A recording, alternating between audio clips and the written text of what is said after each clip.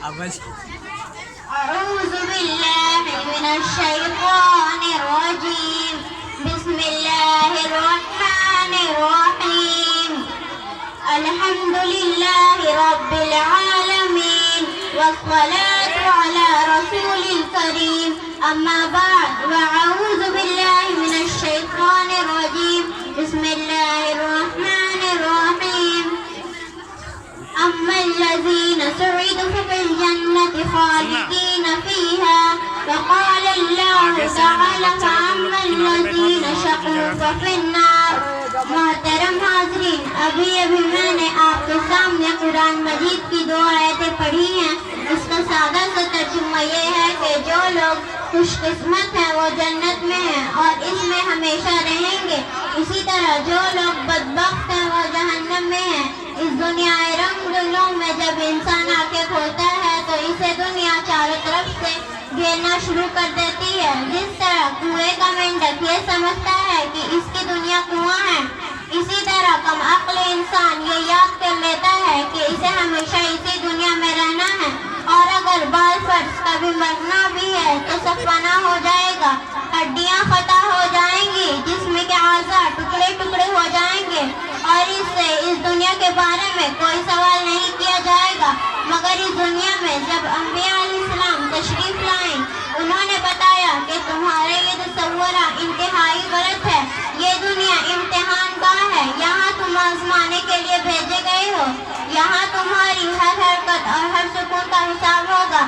اگر اس دنیا کا بسنے والا انسان نیک عمل کرے گا، صحیح راستے پر چلے گا، حق و صداقت کا علمدار رہے گا، خالق کائنات کے احکام کے مطابق اپنی زندگی گزارے گا تو پھر مرنے کے بعد کامیابی اس کا قدم چومے گی. اور اگر اس دنیا کا بسنے والا انسان سرکشی اور غرور کے راستے پر چلے گا، خداوند قدوس کے احکام کی نافرمانی کرے گا، اللہ کی بنائی ہوئی زمین پر اکڑ کر چلنا چاہے گا، ظالم و ستم کی چنگاریوں سے اپنے بھائیوں کو جلانا چاہے گا، تو ایک دن آئے گا جب اسے اپنے کیے کا حساب دینا ہوگا. اس سے پوچھا جائے گا تمہیں 2 ہاتھ دیے گئے تھے تاکہ تم کمزوروں کی مدد کر سکو، تمہیں 2 آنکھیں دی گئی تھی تاکہ تم غلط اور صحیح کی تمیز کر سکو، تمہیں 2 پیر دیے گئے تھے تاکہ تم خدا کی عبادت کے لیے مسجدوں میں جاؤ، تمہیں عقل دی گئی تھی تاکہ تم باطل طاقتوں کی مکاریوں کو شکست دے سکو اور حق کی آواز بلند کرو. کیا تم نے ایسا کیا؟ اگر تم نے ایسا نہ کیا تو یاد رکھو یہ جہنم کی دہکتی ہوئی آگ ہے، اس میں تمہیں ڈالا جائے گا. محترم دوستوں، ہمیں اس دنیا میں چند دن رہنا ہے. بادشاہ ہو یا فقیر، سرمایہ دار ہو یا مزدور، عقل مند ہو یا بے وقوف، مرد ہو یا عورت، سبھی کو ایک دن یہ دنیا چھوڑنی ہے. یہاں کا سیم وزیر، مال و دولت، جائیداد و زمین، گھر و کوٹیاں، کوئی آپ کے ساتھ نہیں جائے گا. ہمیں یہ سب چھوڑ کر ایک ایسی جگہ جانا ہے جہاں ہمارے نیک اعمال ہی کام دیں گے. چند پیسے جن کے ذریعے ہم نے کسی غریبوں کی مدد کی ہے، چند رکعتیں نماز جو ہم نے خلوص نیت سے عطا کی ہے، چند میٹھی باتیں جو ہم نے کسی مجبور بے کس کو اطمینان دلانے کے لیے کی ہے، یہی سب ہمارے کام آئیں گی. دنیا کا سازو سامان ہمارے لیے بیکار ہوگا. دوستوں، جب موت آئے گی تو آپ کو 1 منٹ یا 1 سیکنڈ کی بھی فرصت نہیں دے گی.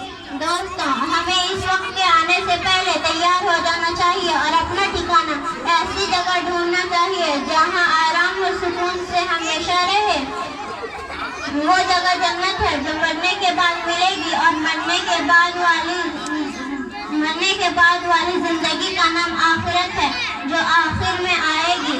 اگر ہم نے اللہ کی مرضی پر اپنے کو چلایا ہے تو خوش قسمت کہلائیں گے اور اگر ہم غلط راستے پر چلے ہیں تو بدقسمت کہلائیں گے. اللہ آپ کو اور ہم کو صحیح راستے پر چلائے اور آخرت میں جنت ہمارا ٹھکانہ بنائے. آمین.